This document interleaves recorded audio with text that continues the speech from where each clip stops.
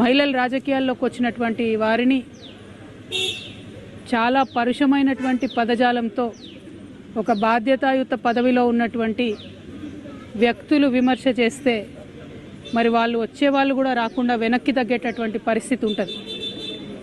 నా ఒక్కదాన్ని ఈరోజు ఎమ్మెల్సీ నవీన్ గారు, చింతపండు నవీన్ అలియాస్ తీన్మార్ మల్లన్న గారు ఎంత దారుణంగా మాట్లాడినరో తెలంగాణ ప్రజలందరూ చూసిండ్రు. అసలు మేము ఆడబిడ్డలు అట్లాంటి మాటలు కనీసం మా నోటితో కూడా ఉచ్చరించేటటువంటి పరిస్థితి కూడా ఉండదు. సిగ్గు అనిపిస్తుంది, నిజంగా బాధ అనిపిస్తుంది. ఎందుకు రావద్దా? ఆడపిల్లలు బయటికి రావద్దా? రాజకీయాల్లో ఉండొద్దా? చెయ్యొద్దా రాజకీయం?